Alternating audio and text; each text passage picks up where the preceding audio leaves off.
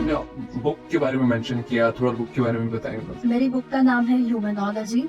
It is a combination of two words, human and psychology. मेरा mood is like a constant, मेरा mood हमेशा एक जैसा ही रहता है. ऑफ कोर्स जो मूड रिलेटेड इश्यूज क्लाइमेट की वजह से आते हैं, उनसे डील करने के लिए यहाँ पे सबसे इजी ऑप्शन है to make social connections. Most common issues apart from जो हम अभी तक डिस्कस कर चुके हैं, और क्या इश्यूज आप क्लाइंट्स आपको बताते हैं? नींद नहीं आ रही है, डर लग रहा है, या कॉन्फिडेंस लो हो गया है. तो मैं फ्रीली बात कर सकता हूँ फिर आपसे, राइट? Definitely yes. मेरे साथ थोड़ा सा उल्टा हो गया. When I go to India and I see so many people, तब मुझे थोड़ा सा लगता है कि इतने लोग हैं. Yes, yes. I felt like moving to Mumbai when I moved to London. So yeah, बहुत ज़्यादा crowded, बहुत fast life, बहुत expensive. That's London.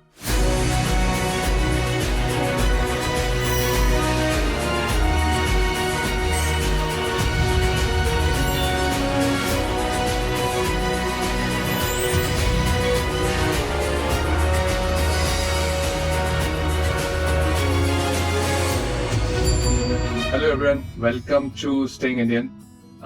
This is going to be very exciting. I'm very happy. आज हमारे साथ हैं doctor Sai जो कि लंदन से हमें ज्वाइन कर रहे हैं. Doctor Sai is psychologist and वो फोकस करते हैं ऑन NRI मेंटल हेल्थ. तो सबसे पहले welcome Sai. Thank you so much. Glad to be here. तो साई, आप कोल्हापुर से हैं. कोल्हापुर में क्या फेमस है apart from the job? Oh. Kolhapur का फूड फेमस है and it's also famous for its attitude. So people are all. तो साई, सबसे पहले थोड़ा अपने बारे में, अपनी लाइफ के बारे में बताएं. Yes, sure. मैं passionately psychologist हूँ, not just by profession, but very passionately. I start with psychology, I end with psychology. My life is all about it. And I'm also author. मैंने एक किताब ऑथर की हुई है. And I'm also a podcaster. Very nice, बहुत ही beginning है मेरी podcast का. And I'm also an accidental entrepreneur because मेरा जो एक छोटा सा फर्म था साइकोलॉजी का, it's now grown up into a big organization. हमारे पास टीम है अभी. And I started in Sangli. मेरा birth कोल्हापुर का है, but I've lived my all childhood in Sangli. वहाँ से I moved to Pune for my education. मेरा पूरा education bachelor's, master's, PhD पूरा psychology में हुआ है from Ferguson College Pune. And then after getting my degrees, I decided to move back to my small town जहाँ पे मैंने मेरा practice चालू किया as a psychologist. And as you know, you never know what life has for you. I got married and then I moved to Italy. So Italy mein we started our married life, and that was a turning point of my life. And abhi bhi I am practicing as a psychologist. That's it, I guess, about me. Nice. So I got stuck. मैं मतलब passionately psychology. So what does drives you? क्या passion है psychology को लेके? ये passion मुझे मेरी mom से आता है. मेरी मॉम जो थी, she was into child psychology, और उनसे मुझे इंट्रोडक्शन हुआ अबाउट दिस फील्ड कि क्या है ये साइकोलॉजी का फील्ड. एंड जैसे मैंने उसके बारे में पढ़ना चालू किया, जैसे आई स्टार्टेड अंडरस्टैंडिंग कि ऐसा भी कोई फील्ड है जो आपके माइंड को पढ़ने सिखाता है, या फिर आपके पर्सनालिटी को स्टडी करते हैं हम लोग, इमोशंस को स्टडी करते हैं. It was so interesting that मैं अभी तक उसमें से बाहर नहीं आ पाई हूँ. And then I started learning. मैंने जिद करके साइकोलॉजी में एडमिशन ली. एंड देन 5 साल इतने खूबसूरत, you fall in love with the subject. ऐसा सब्जेक्ट है, हर ह्यूमन बीइंग की माइंड, हर ह्यूमन बीइंग की इमोशन कैसे हर चीज के साथ, हर इवेंट के साथ बदल सकती है, और उसे हम कैसे एक्सेप्ट कर सकते हैं, ये सिखाने वाली ये फील्ड है. So it's that passion. And उसके बाद जैसे मैंने काम चालू किया इस फील्ड में, तो समझ में आया कि कितनी जरूरत है. बस लोगों को अपने दिल की बात बताना इतना ही चाहिए होता है. There is nothing more that people want to do. और बस सुनने से लोगों को बहुत सारी चीजें हम इजी कर सकते हैं लोगों के लाइफ के बारे में. And yes, so that's the passion. Nice, बहुत बहुत बढ़िया. मतलब काफी सारी चीजें आपने जैसे बताई, और मतलब आप काफी यंग लगते हो, तो इतना deep thought already at the stage of your life बहुत अच्छा है. आपने बुक के बारे में मेंशन किया, थोड़ा बुक के बारे में बताएंगे? Yes, yes, sure. मेरी बुक का नाम है humanology. It is a combination of two words, human and psychology, जहाँ पे I have tried to emphasise on कि एक इंसान होना का क्या मतलब होता है साइकोलॉजी की नजर से. इंसान होने का मतलब होता है कि आप गलतियां करोगे, आपको नीड्स है, आपको जैसे भूख लगती है उसी तरह से आपको रोने की भी एक नीड होती है एज ए ह्यूमन बीइंग. अपने इमोशंस एक्सप्रेस करने की एक नीड होती है. It is a basic human need. और इंसान होने का मतलब ही ये है कि आपको इमोशंस एक्सप्रेस करने की जरूरत होती है. एंड कैसे हम इन नीड्स को एक्सेप्ट कर सकते हैं, कैसे खुद को समझ सकते हैं और दूसरों को भी समझ सकते हैं. So that's my book about called as humanology. बहुत ही अच्छा. मतलब दैट ट्रिगर्स मी. साइकोलॉजी मेरा भी काफी इंटरेस्ट काइंड ऑफ सब्जेक्ट है. मैं भी ट्राई करता हूँ टू अंडरस्टैंड, जिससे मैं बात कर रहा हूँ, टू अंडरस्टैंड कि उसके थॉट प्रोसेस कैसे होते हैं. So I try to read mind, and उसके लिए I have to learn different type of humans. You know, there are like 17 or 18 characters. So and ऐसा जरूरी नहीं है कि एक पर्सन एक ही कैरेक्टर हो. So at a given conversation वो different based on state of mind वो change होता है. So you have to know a lot, right? So but आपसे बात करने में मेरे को थोड़ा सा ऐसे डर लग रहा है कि आप भी असेस कर रहे होगे मुझे पूरे time. That's a very common myth about psychologists. जब भी हम लोगों को बताते हैं कि I am a psychologist, people definitely say this कि कहीं आप मुझे अभी analyze तो नहीं कर रहे हैं.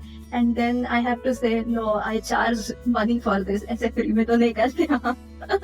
Of course that's a joke, but नहीं, ऐसे नहीं होता है. And yeah, it takes time. थोड़ा बातचीत करने के बाद yes, insights आने लगते हैं कि शायद इस इंसान को कोई डर है या कोई इशू चल रहा है. इतना तो डेफिनेटली समझ में आ सकता है 10-15 मिनट की कॉन्वर्सेशन से, but not that we read minds. Okay, very nice. तो मैं फ्रीली बात कर सकता हूँ फिर आपसे, राइट? Definitely, yes.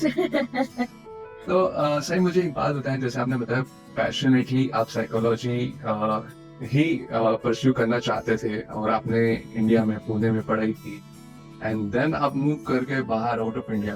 तो इंडिया में इंडियन की साइकोलॉजी अंडरस्टैंड करना इजी है, या फिर बाहर जिन लोगों से आप इंटरेक्ट करते हो, क्या डिफरेंस?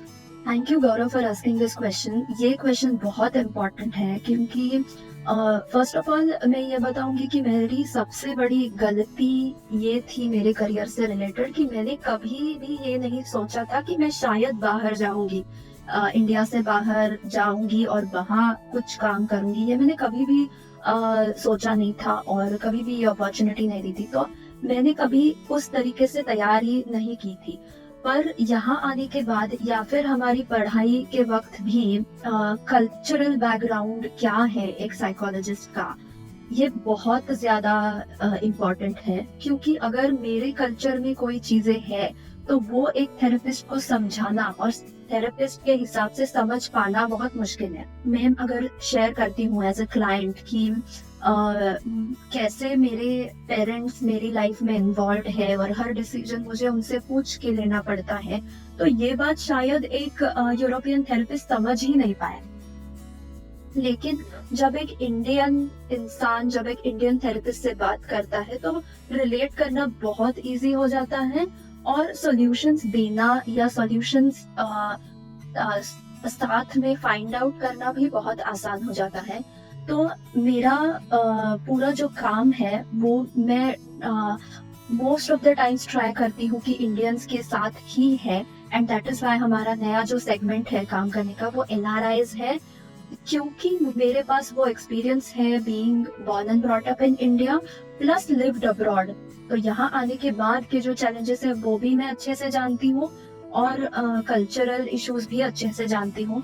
तो उस हिसाब से मुझे एनआरआई पॉपुलेशन के साथ काम करने में बहुत आसानी होती है और हमारा सेशन भी बहुत फ्लॉलेस प्रोसीड करता है व्हेन इट इज एनआरआईज।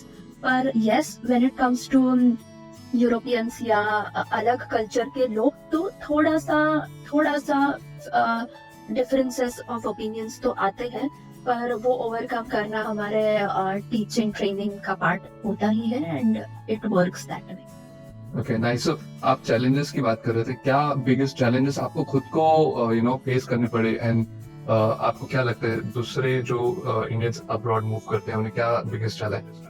मेरे खुद का एक्सपीरियंस मैं बताना चाहूंगी कि फर्स्ट ऑफ ऑल सबसे बड़ा चैलेंज होता है कि क्लाइमेटिक चेंज। यहाँ की ठंडी से डील करना इतना आसान नहीं है जितना लगता है, बिल्कुल भी आसान नहीं है। और ठंडी का ये भी है कि it affects your moods a lot. आप जितना घर से कम बाहर निकलते हो या जितना ग्लूमी वेदर, जितना कम सनशाइन देखते हो, उससे आपके मूड पे बहुत ज्यादा इफेक्ट करता है। आपके इमोशंस बहुत देर तक लो रहते हैं, तो बहुत फिजिकल एक्टिविटी भी कम हो जाती है ठंडी में। तो coping up with climatic change एक सबसे बड़ा चैलेंज है उन लोगों के लिए जो जस्ट न्यूली माइग्रेट करते हैं यूरोपियन लैंड्स में। और दूसरी बात जो एक कल्चरल अपने माइंडसेट से आती है कि मैं यहाँ एक डिपेंडेंट वीजा पे किसी की वाइफ बन के अगर आ रही हूँ तो घर की सारी जिम्मेदारी मेरी होनी चाहिए, और how can I share the responsibilities, और कितना काम मुझे करना चाहिए, कितना काम मेरे पार्टनर को देना चाहिए। इसके ऊपर भी बहुत सारा बैरियर मैंने न्यूली मैरिड, न्यूली वेडेड कपल्स में देखा है जो अब्रॉड आते हैं। क्योंकि इंडिया में तो ये सारी चीजें बचपन से ही बहुत सॉर्टेड रहती है कि इसकी जिम्मेदारी इतनी है, उसकी इतनी है, ये हम समझ पाते हैं। पर यहाँ आने के बाद जो रिस्पॉन्सिबिलिटीज है घर के, क्लीनिंग से लेके कुकिंग से लेके, when you're a woman, when you're a wife who is non-working या working, वो जो एक back of the mind stress रहता है कि नहीं ये मेरा काम है। Dealing with that I think मैंने बहुत सारे लोगों को देखा हुआ है, मैंने खुद इस बात से बहुत डील किया है और बहुत हेजिटेट होता था initially too when I used to ask my husband to cook.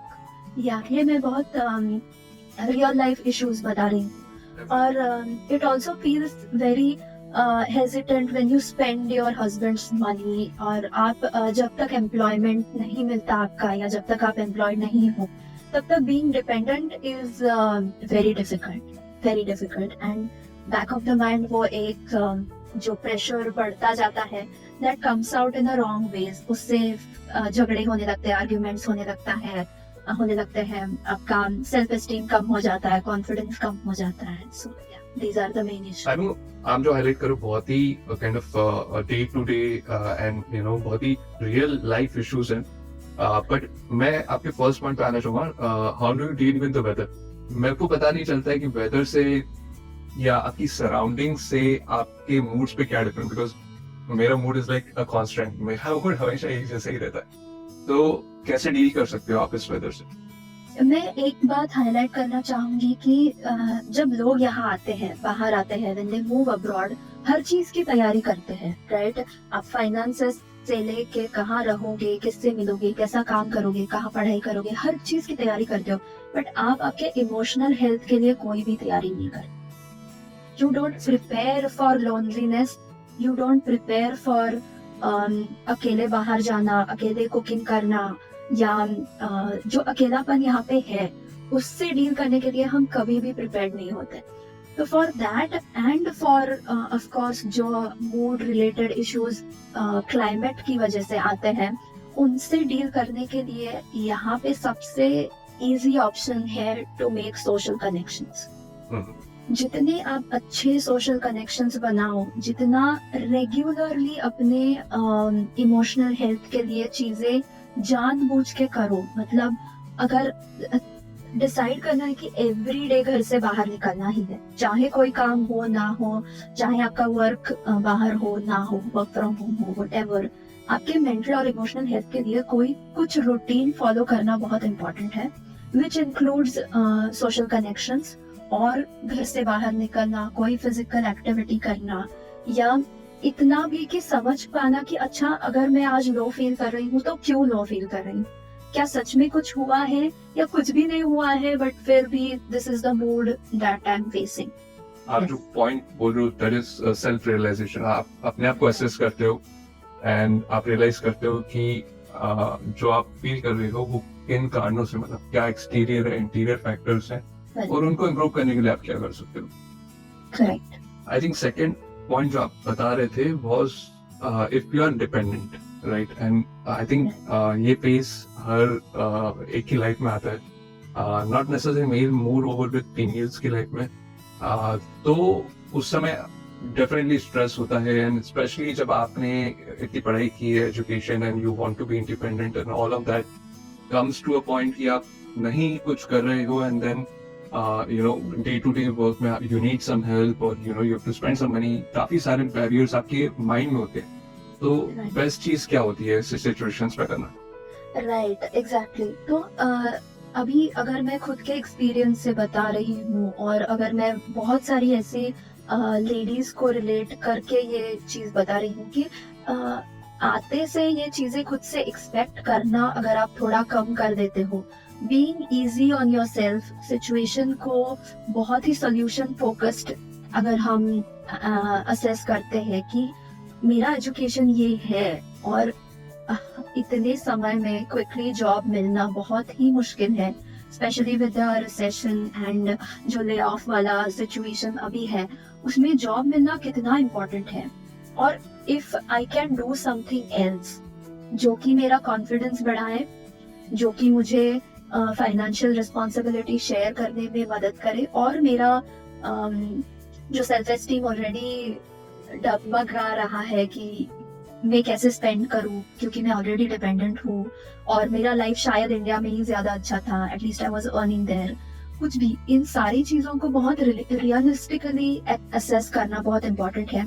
देखना इम्पोर्टेंट है कि क्या प्रोज एंड कॉन्स है, और अगर आपने ये लाइफ एक्सेप्ट की है, मूविंग अब्रॉड, आपके हस्बैंड के साथ आप अगर आए हो यहाँ और ये लाइफ अगर आपकी चॉइस है, तो उसके साथ आए हुए डिसीजंस को आपको एक्सेप्ट करना पड़ेगा एट सम टाइम, एंड वहां तक आना बहुत मुश्किल है।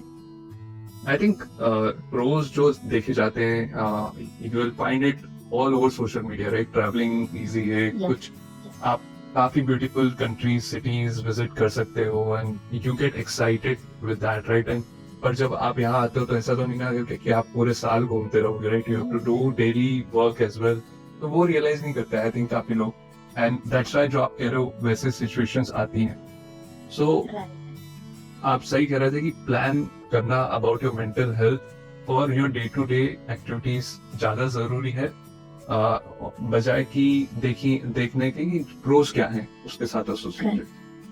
Correct, yes, definitely. सो कैसे किया जाए, मतलब व्हेन जैसे आप यहाँ पे हो, you have come abroad, right, and you are facing all these questions in your head, तो क्या करना चाहिए, क्या एक्टिविटीज, क्या डे टू डे लाइफ में आप चेंजेस कर सकते हो to overcome this? Day to day activities में I would like to start with a problem again कि किस लूप में हम लोग जनरली फंस जाते हैं। Even if you made a point about travelling, right, कि देखा जाए तो all over social media you will see कि लाइफ अब्रॉड जब दिखाते हैं लोग तो it's all about travelling, now it's all about Instagram. तो ट्रैवलिंग करना भी I have seen is so much of mental struggle कि जब आप डे ट्रिप के लिए वगैरह बाहर जाते हो तो you feel so much involved in capturing pictures, making them Instagrammable, और उसमें आपका इतना माइंड इन्वॉल्व रहता है कि यू आर नॉट रिलैक्स्ड।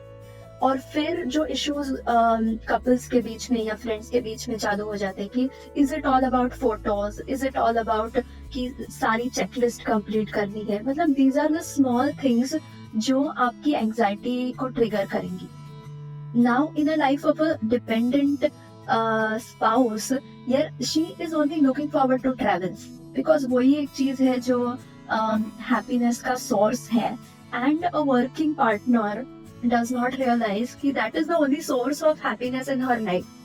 जबकि she is also struggling with all the issues जो खुल के she cannot even express कि शायद financial burden मेरे ऊपर भी आ रहा है, एंड ये बात की जॉब ना मिलना इज फ्रस्ट्रेटिंग मी, और ये बात not being able to express it openly with your family and friends, यहाँ से शुरुआत होती है about the solution that you were asking. Okay, what are the struggles that I am going through and saying them out कि ये issue है, ये मैं फेस कर रही हूँ, शायद मुझे आज जो कुछ भी हुआ अच्छा नहीं लगा।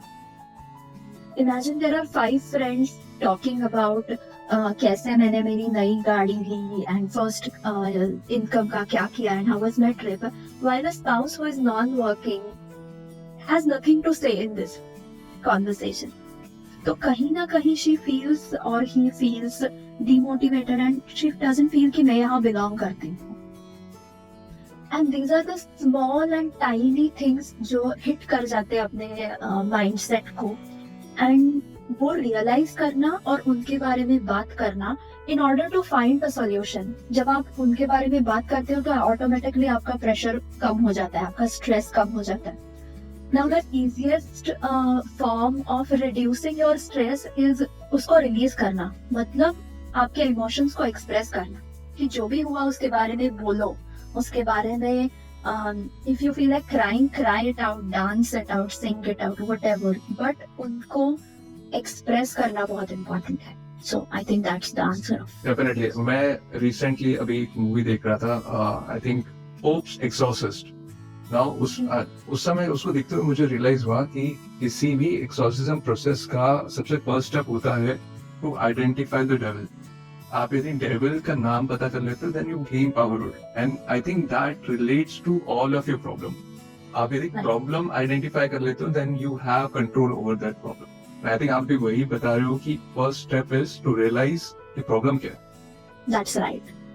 आप काफी सारे क्लाइंट्स से जैसे डील करते हो, तो most common issues apart from जो हम अभी तक डिस्कस कर चुके हैं, और क्या इश्यूज आप क्लाइंट्स आपको बताते हैं? जब लोग आते हैं तो they just have basic complaints की नींद नहीं आ रही है, डर लग रहा है, या कॉन्फिडेंस लो हो गया है, डिप्रेशन है, एंजाइटी है। नाउ बिकॉज ऑफ गूगल लोगों को ये सारे वर्ड्स पता है, तो people come up with this. And मेरा काम ये रहता है कि पहले सबसे समझो कि इसका मतलब क्लाइंट के अकॉर्डिंग क्या है।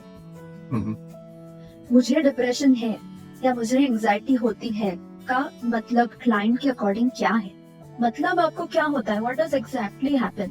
क्योंकि ये चीजें बहुत ब्लर है, लोगों को पता नहीं है। जैसे कि हम इजीली डॉक्टर से जाके बताते कि मुझे बुखार है, तो बुखार है का एक ही मतलब होता है। ऐसा हमारे फील्ड में नहीं है।